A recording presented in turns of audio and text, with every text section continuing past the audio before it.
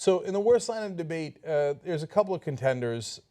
We could play the Ted Cruz crying about Christians being persecuted, but he went on for hours and hours about that, and he does that in almost every debate. We don't want to do that to the editors. Right. But I wanted to play one from Carson and one from Rubio for you guys. Here's option number one. Well, you know, the Second Amendment is there for a very good reason. It was so that the people could assist the government in case of an invasion. More importantly, it was so that the people could protect themselves in case the government itself ever became tyrannical and tried to rule the people. So we've had guns for hundreds of years, and we've been free for hundreds of years. I think there may be a correlation there. You know, I think, you know, after the San Bernardino attacks and the Paris attacks, you know, the current administration, their ideal of solving the problem was to take guns away from the people. Somehow that's going to solve your problem because there are terrorists trying to kill you. Take your guns away. It makes absolutely no sense. What they should be doing is offering free classes in gun safety to all the citizens who want to take it so they can protect themselves. Now, later, he said that there should be no free education. Yeah. Although, by the way, he got a scholarship to Yale, so his education was free. I thought nothing was free, but apparently these classes are free. But if you want to learn how to shoot people, that's free. Well, by the way, though, we're mocking him because it's inconsistent. There should definitely, and there probably are already, but there should definitely be free gun safety classes because people accidentally shoot themselves and their family members every fucking day in this country. So the main problem with that answer is not that part, and it's also not the part where he says they wanted to take guns away from people. No, they want to take the guns away so the terrorists would not have gotten them and killed so many people in San Bernardino. You know, I think you might have missed that point. But really, the reason we brought it up is because the line, we've had guns for hundreds of years, and we've had freedom for hundreds of years. There might be a correlation. We've also had shoes for hundreds of years. Yeah. And had liberty for hundreds. We've had teeth for hundreds of years. We've had donkeys for hundreds of years. We've had one horse for hundreds of years. Yeah, I mean, I don't know if you know this, Putin is actually a one-horse country. I've heard that. And they don't have freedom. Oh, no, it's the horses. If he lives to be 300, though.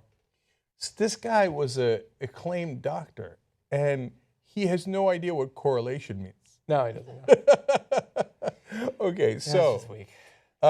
Now the second option is for Marco Rubio. And so today, in the process by which we accept people into the United States is going to have to be different. We know for a fact that ISIS, for example, has captured key places in Syria where passports are produced. And so you've seen open source reporting that today ISIS has the capability of basically creating legitimate Syrian passports, except the picture and the name is not exactly who it says it is. This is a real threat for America. If we accepted 10,000 Syrian refugees tomorrow, and 9,999 of them were good people, and one of them was an ISIS killer, we have a big problem. We have to be 100% right given the threat we now face. So what I've said is it's not about a religious test, it's not about discrimination. It's just that we have to be 100% right.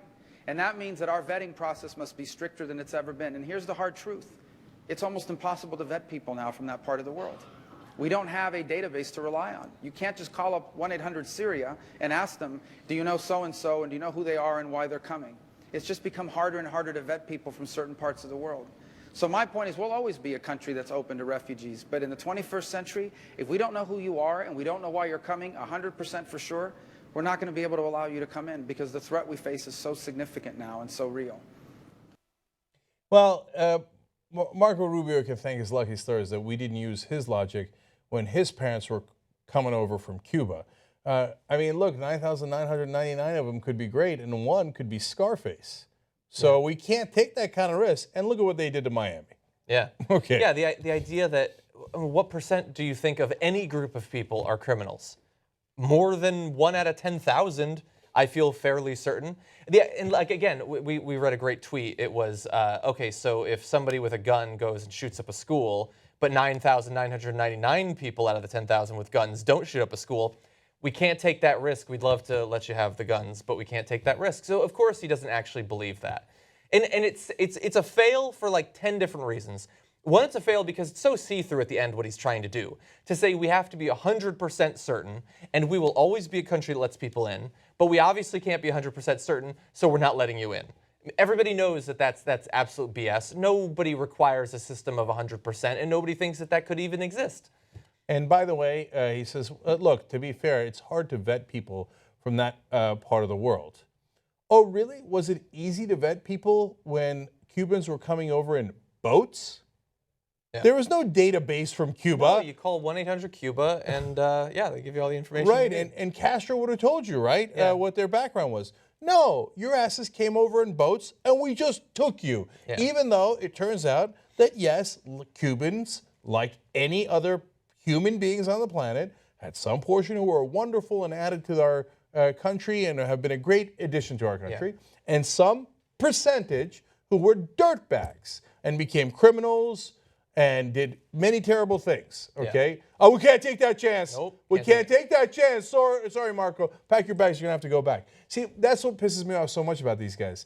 Like Ben Carson with the education. He gets a free education, burns the bridge after him, says no one else should get a free education. Yep. Marco Rubio, his ass comes over in a boat, not him specifically. Okay, he was already here. His family. And then we take him, no questions asked. Just because they're Cuban. No questions asked. Complete amnesty. Amnesty. And then afterwards, he's like, burn all the boats. Don't let anybody else come in. So who's the bigger prick and what's the worst line? Well, that's a tough one. I don't even think it is.